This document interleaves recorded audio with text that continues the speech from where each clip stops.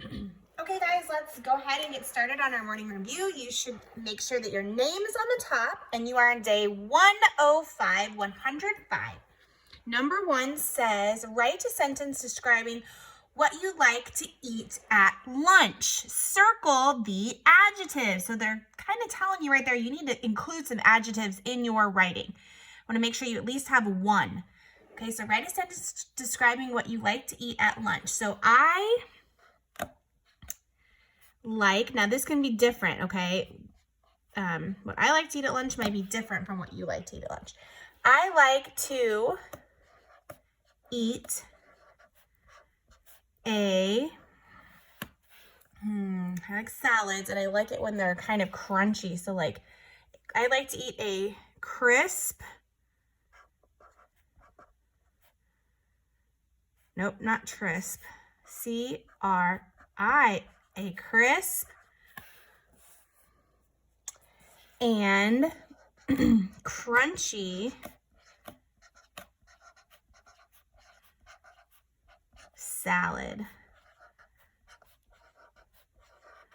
Period. So the adjectives, the noun's going to be salad, right? A verb is going to be eat. It's what I'm doing. So I like to eat a crisp. That's going to describe the salad, right? A crisp and crunchy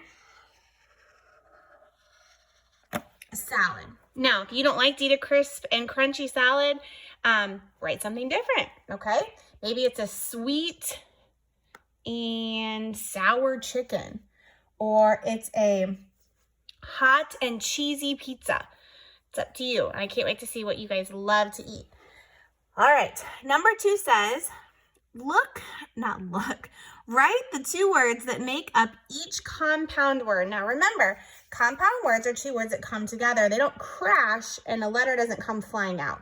They're 2 words that actually come together and they stick together to make one new word. So we have sometimes, and the little words in here are some and times. So we got to squeeze that in. Some plus times equals sometimes. And then the next one is lifetime. So we have life and time.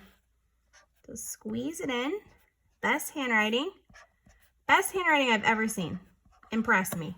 Show me what you got. Okay? And then we have time out. So time plus out equals time out. See if you can come up with some other compound words. If you can think of any, share them with me. Be a word collector. Look for compound words today in your reading, okay?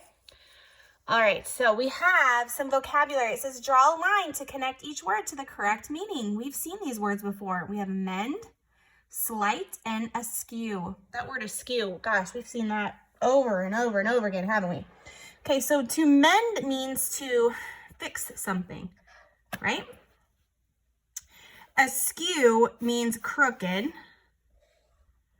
or not straight. And then slight is very small. A slight, it's slightly askew. I could say it's very small, like it's crooked just a little bit. Okay. All right, place. Place is an interesting word to look at because again, it follows some different phonetic things here. It has, or word patterns, it has a blend of PL. PL says pull. And then ace. You don't hear that E at the end, so it makes that A long. So place. Go ahead and write that out 3 times. See if you can use the word place in your writing sometime soon.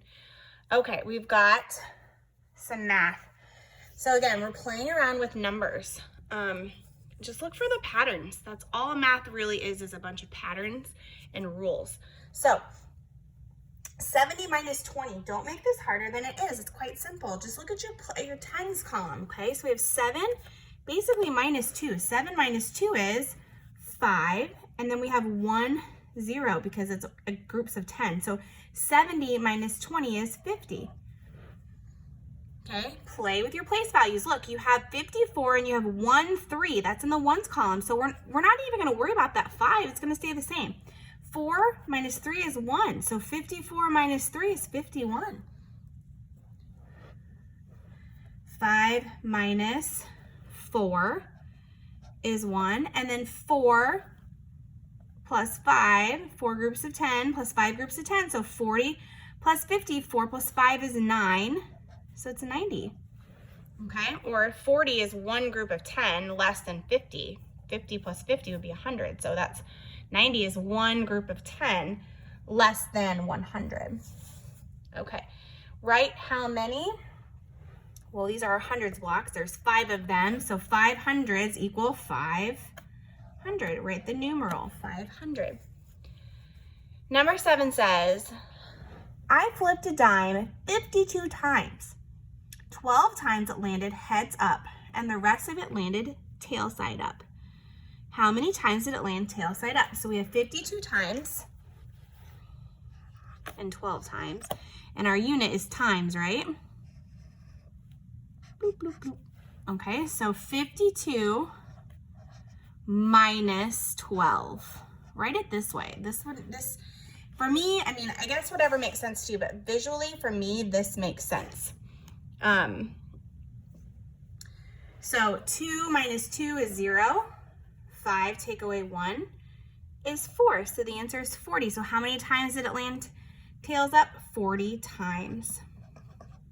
Make sure you have your unit or I will go cuckoo. Okay? All right, let's look at the last one. It says, it's important to read directions, really important. If we don't read our directions in math, we are for certain going to miss something, for certain. So it says each square stands for 1 unit. So each of these little squares down here equal or represent 1.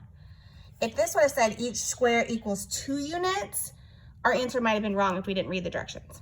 So it says the crayon is about blank units long. So here's my crayon, and I'm gonna draw a line so we can count these. Here we go, ready? 1, 2, 3, 4, 5, 6, 7. So it's about 7 units long. The crayon is blank units shorter than the pencil. So we know it's shorter than the pencil. We can see that the pencil's longer, but by how many units? Okay, and they're just, don't get confused, okay? It's just saying how much longer is the pencil, basically. So we've got 1, 2, 3, 4. The crayon is 4 units shorter